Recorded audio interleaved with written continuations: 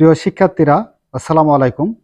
সপ্তম শ্রেণীর গণিত টিউটোরিয়ালে তোমাদের সবাইকে স্বাগতম। আজকের এই ভিডিওতে সর্বসমতা ও সদৃশ্যতার 140 পৃষ্ঠা থেকে অনুশীলনীর 4 নাম্বার প্রশ্নের সমাধান করাবো। তো 4 নাম্বারে কি বলা আছে লক্ষ্য করো। প্রদত্ত চিত্রে এ বি ও ডিই পরস্পর সমান্তরাল। তার মানে এখানে লক্ষ্য করো এই চিত্রটার উপরে, তাহলে এখানে এ বি এবং ডিই পরস্পর সমান্তরাল। চিত্রে বর্ণিত তথ্য ব্যবহার করে নিচের প্রশ্নগুলোর উত্তর দাও। কোণ এডিই এর মান কত? তো এখানে যে চিত্রটা দেওয়া আছে সেই চিত্রের এ বি এবং ডিই সমান্তরাল এবং এদের ছেদক হচ্ছে এ সি। তাহলে এই যে কোণ বি এ সি অর্থাৎ এই যে কোণ আছে 50 ডিগ্রি, এই কোণের সমান সি ডি ই। তার মানে এই ডি কোণ, এই দুই কোণ পরস্পর সমান হবে। তো দেখো এর সমাধানটা আমরা দেখে নিই। 4 নাম্বার প্রশ্নের সমাধান। ক নাম্বার চিত্রে এবি ও ডিই পরস্পর সমান্তরাল এবং এসি তাদের ছেদক।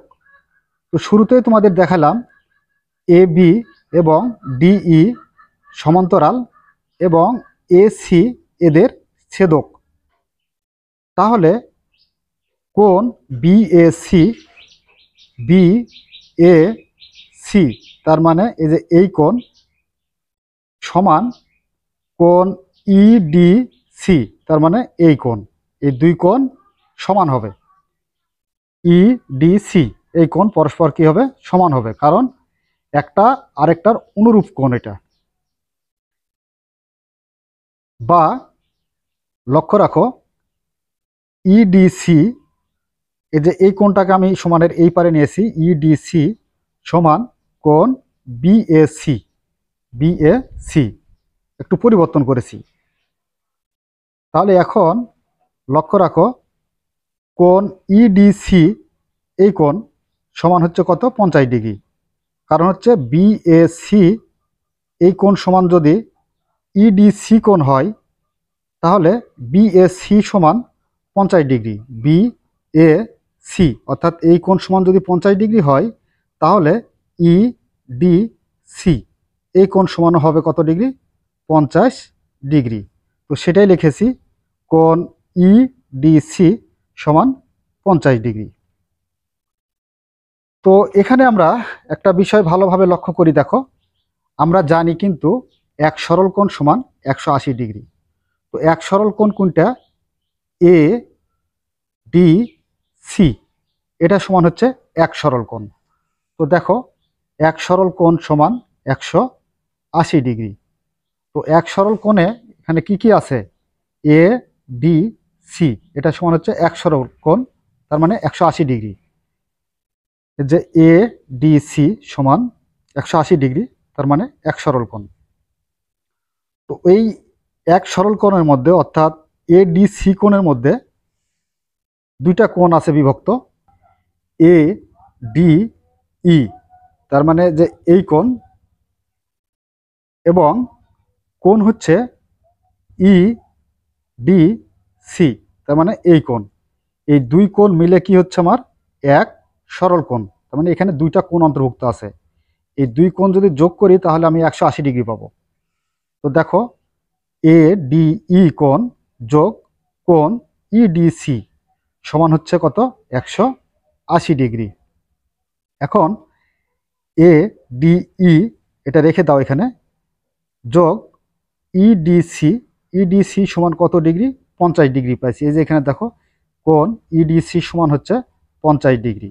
তো এখানে আমরা ইডিসি এর পরিবর্তে তার মান 50 ডিগ্রি বসাইলাম, আর সমান 180 ডিগ্রি আছে, 180 ডিগ্রি থেকে গেল। এ ডিই কোণ সমান এই যে 50 ডিগ্রিকে আমরা ট্রান্সফার দিয়ে সমানের ওই পারে পক্ষান্তর করব, তাহলে প্লাস থাকলে সেটা মাইনাস হয়ে গেছে 50 ডিগ্রি।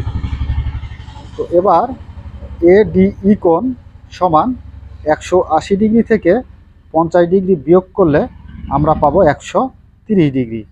তো এখানে কি বলা হয়েছিল, এখানে প্রশ্ন করা হয়েছে কোণ এডিই, তার মানে এডিই অর্থাৎ এই কোণের পরিমাণটা বের করতে হবে।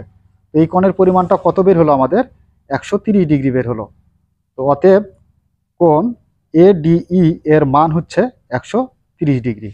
তো দেখো এটা আমরা 130 ডিগ্রি লিখে দিতে পারি, 130 ডিগ্রি। তো এই হচ্ছে আমাদের ক নাম্বার প্রশ্নের সমাধান। আশা করি তোমরা বুঝতে পেরেছ। খ নাম্বারে বলছে চিত্রে দুইটি সদৃশ ত্রিভুজ আছে, তাদেরকে খুঁজে বের করো কেন তারা সদৃশ হবে। তার মানে চিত্রে দুইটা সদৃশ ত্রিভুজ আছে, তো সেই সদৃশ ত্রিভুজ দুটা খুঁজে বের করতে হবে। তো দেখো এখানে আমরা সদৃশ ত্রিভুজ দুটি খুঁজে বের করি, এ বি সি, তার মানে সম্পূর্ণটা মিলে একটি ত্রিভুজ এ বি সি। ও আরেকটা সদৃশ ত্রিভুজ আছে দেখো, সেটা হচ্ছে ডি ই সি, তার মানে এই যে এই সাইড দিয়ে যদি ধরো তাহলে এই ত্রিভুজটাও একটা বড় ত্রিভুজের মতোই সদৃশ, তার মানে এখানে ডি ই সি। তো এই ত্রিভুজ দুটা সদৃশ ত্রিভুজ। তো কেন সদৃশ হলো তার বিস্তারিত ব্যাখ্যা বা সমাধানটা আমরা দিচ্ছি। দেখো খ নাম্বার প্রশ্নের সমাধান, চিত্রে দুটি সদৃশ ত্রিভুজ আছে, তা হলো ত্রিভুজ এ বি সি ও ত্রিভুজ ডিই সি, যা আমরা তোমাদের পূর্বেই দেখাইলাম। ত্রিভুজ এ বি সি ও ত্রিভুজ ডিই সি সদৃশ কেন, এর উত্তরটা আমরা দেখে নিই। দেখো আমরা জানি দুইটি ত্রিভুজ সদৃশ হবে যদি একটি ত্রিভুজের দুই বাহু অপর একটি ত্রিভুজের দুই বাহুর সমানুপাতিক হয় এবং তাদের মধ্যকার কোণগুলো যদি পরস্পর সমান হয়, তাহলেই ত্রিভুজ দুটি সদৃশ হবে। তো চিত্র অনুসারে আমরা কি পাই দেখো, এসি অনুপাত ডিসি, তার মানে এখানে আমরা বাহুগুলার অনুপাত বের করব, সেগুলা সমানুপাতিক কিনা এবং কোণগুলার সমানুপাতিক বা সমান কিনা সেগুলো আমরা যাচাই করব। তো এখানে চিত্র অনুসারে অর্থাৎ চিত্রে হচ্ছে দেখো এখানে এ সি, এটা একটা সদৃশ ত্রিভুজের এক বাহু, দৈর্ঘ্য এসি। এবার এর অনুরূপ বাহু কোনটা? অনুরূপ বাহু হচ্ছে সিডি। যেহেতু আমার এখানে ত্রিভুজ সদৃশ ত্রিভুজ হচ্ছে দুইটা, একটা হচ্ছে এ বি সি এবং অপরটা হচ্ছে ডি সি ই, এ পর্যন্ত একটা হচ্ছে আমাদের সদৃশ। অর্থাৎ যেহেতু আমাদের একটা সদৃশ ত্রিভুজ দুইটা হলো এ বি সি, এ পর্যন্ত এটা হচ্ছে একটা সদৃশ ত্রিভুজ। এই ত্রিভুজের অনুরূপ ত্রিভুজ হচ্ছে ডি ই সি, ডি পর্যন্ত যাবে এটা। তো সেই ক্ষেত্রে এখানে আমরা এসি বাহুর অনুরূপ বাহু বলবো ডি সি এবং বি সি এর অনুরূপ বাহু হচ্ছে ই সি এবং এ বি এর অনুরূপ বাহু হচ্ছে ডি ই। তো দেখো এসি এর অনুরূপ বাহু ডিসি। তো এসি সমান কত? এসি সমান এখানে আছে এ ডি যোগ সি ডি, অর্থাৎ এই যে 2 সেন্টিমিটার আর 6 সেন্টিমিটার কি হবে? যোগ হবে। তো 2 6 যোগ 2, আর এই যে সিডি সমান কত? সিডি সমান হচ্ছে 6, তো সেই 6 হচ্ছে এই 6। তো 6 আর দিয়ে যোগ করলে 8 এবং 6 করতে 6। তো এমন দুই সংখ্যা দ্বারা ভাগ করব যাতে উভয় সংখ্যার মধ্যে ভাগ যায়, তার মানে আমরা এখানে 2 দ্বারা ভাগ করেছি। 4 দুগুণে 8 আর 3 দুগুণে 6, তাহলে 4 অনুপাত 3। আবার এই যে এখানে আরেকটা বাহু আছে দেখো বি সি, এর অনুরূপ বাহু কোনটা? E C. তো বিসি সমান কত? বিসি সমান এই যে এখান থেকে বিই যোগ ইসি, অর্থাৎ বিই সমান হচ্ছে 3 এবং ইসি সমান হচ্ছে 9। তো দেখো বিসি অনুপাত ইসি সমান 9 যোগ 3, বিসি সমান 9 যোগ 3, আর ইসি সমান কত হচ্ছে 9। তো 9 আর 3 যোগ করলে কত পাবো? 12। আর 9 আছে, 9 এক করতে 9 থাকবে এখানে। তো এমন একটা সংখ্যা দ্বারা ভাগ করব যাতে উভয় সংখ্যার মধ্যে ভাগ যায়। তাহলে এখানে দেখো আমরা 3 দ্বারা ভাগ করি, তাহলে 3 4 12 আর 3 তিরিককে 9, তার মানে 4 অনুপাত 3। তো দেখো আমরা সদৃশ ত্রিভুজের অনুরূপ বাহুগুলো সবগুলাই সমান হয় বা সমানুপাতিক হয়। তো সেই ক্ষেত্রে এখানে আমরা দুইটা বাহুর যাচাই করে পেলাম যে এদের অনুপাত হচ্ছে কত? 4:3। আবার অপরটারও পেলাম 4:3। তাহলে আরেকটা যে বাহু ছিল এদেরও অনুপাত 4:3 হবে।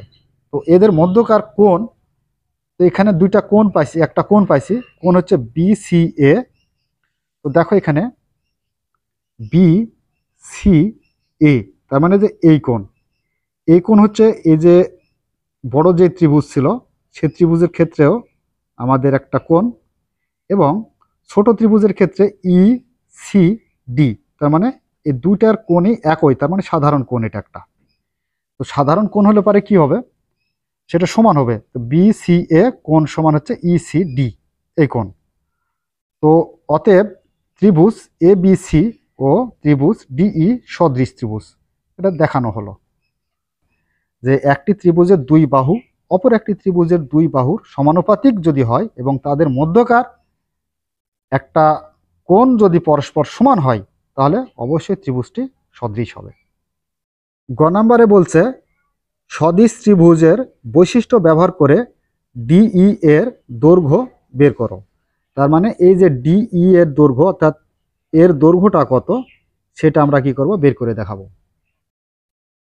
নাম্বার গ, সদৃশ ত্রিভুজের বৈশিষ্ট্য ব্যবহার করে ডিই এর দৈর্ঘ্য নির্ণয়। খ হতে আমরা পাই ত্রিভুজ এ বি সি ও ত্রিভুজ ডিইসি সদৃশ। তো এর পূর্বে আমরা সদৃশ ত্রিভুজটা নিয়ে আলোচনা করলাম এবং সদৃশ ত্রিভুজের বৈশিষ্ট্যও কিছু জানলাম। সে বৈশিষ্ট্যতে ছিল আমরা জানি যদি একটি ত্রিভুজের 3 বাহু অপর একটি ত্রিভুজের 3 বাহুর সমানুপাতিক হয় তাহলে ত্রিভুজদ্বয় সদৃশ হবে। তাহলে এখানে ত্রিভুজ এ বি সি এর 3 বাহু ত্রিভুজ ডিইসি এর 3 বাহুর সমানুপাতিক হবে। তো চিত্র অনুসারে, তো এখানে আমরা একটু চিত্রে ফিরে যেতে পারি। এসি অনুপাত ডিসি, তার মানে এ সি অনুপাত ডিসি। এসি এর মান ছিল কত? 2 যোগ 6 অর্থাৎ 8, আর এখানে ডিসি এর মান হচ্ছে 6। তো 6 যোগ 2 আর ডিসি এর মান হচ্ছে 6, তাহলে 6 আর 2 যোগ করলে 8, আর এখানে 6 করতে 6। তো এখানে আমরা এর অনুপাতটা বের করতেছি, অর্থাৎ এমন দুই সংখ্যা দ্বারা একটা সংখ্যা দ্বারা ভাগ দেব যাতে উভয় সংখ্যার মধ্যে ভাগ যায়। তার মানে এখানে আমরা 2 দ্বারা ভাগ করেছি, 4 দুগুণে 8 আর 3 দুগুণে 6। আবার বিসি অনুপাত ইসি, আর পূর্বে আমরা এটাও দেখিয়েছি খ নম্বরে। তো 9 যোগ 3 অনুপাত 9, 9 আর 3 যোগ করলে আমরা পাবো 12, আর 9 এক করতে 9, এখানে 3 দ্বারা ভাগ করা হয়েছে, 3 4 12 আর 3 এক করতে 3। তো যেহেতু আমরা সদৃশ ত্রিভুজের 3টা বাহুই সমানুপাতিক হবে, তার মধ্যে আমরা অলরেডি 2টা বাহুর সমানুপাতিক পেয়ে গেছি, তাহলে অপর বাহুটাও অবশ্যই সমানুপাতিক হবে। যেমন এখানে এই বাহুর অনুরূপ বাহু হচ্ছে এটা। তো দেখো এখানে এ বি অনুপাত ডিই সমান হচ্ছে 4:3 হবে, কারণ সদৃশ ত্রিভুজের বাহুগুলোর সমানুপাত হবে। এখানে আমরা এ বিকে উপরে দিলাম, অনুপাত আছে ভাগ, ডিই নিচে। এবার 4 অনুপাতকে ভাগ, 3 নিচে। তো এবার লক্ষ্য করি, দেখো এখানে এ বি এর মান আছে, এ বি এর মান কত? 6। ডিই এর মান দেওয়া নাই, ডি এর মানই আমরা মূলত বের করব। 4/3। এখন একে আমরা 8 গুণ করব। ডিই দ্বারা 4কে গুণ করলে 4 ডিই সমান 6 দ্বারা 3কে গুণ করলে 3 6 18। এরপরে শুধু ডিই সমান কত হবে? তো 4 যে 18 নিচে কি হবে? ভাগ হবে। তো দেখো ভাগ হয়ে গেছে। তো 18কে 4 দ্বারা যদি ভাগ করো তাহলে তুমি পাবে 4.5। তাহলে ডিই সমান কত পেলাম আমরা? 4.5। এখন মান নির্ণয় করতে কার বলেছিল? ডিই এর মান নির্ণয় করতে বলেছিল। অতএব ডিই এর দৈর্ঘ্য 4.5 সেন্টিমিটার। এটাই মূলত অ্যান্সার। তো প্রিয় শিক্ষার্থীরা, আশা করি তোমরা 4 নম্বর অঙ্কটি বুঝতে পেরেছো। তো আগামী পর্ব থেকে আমরা পরবর্তী অধ্যায়ে আলোচনা করব। ততক্ষণ পর্যন্ত তোমরা ভালো থাকো, সুস্থ থাকো। এ বলে আজকের মতো ক্লাস এখানে শেষ করছি। ধন্যবাদ সবাইকে।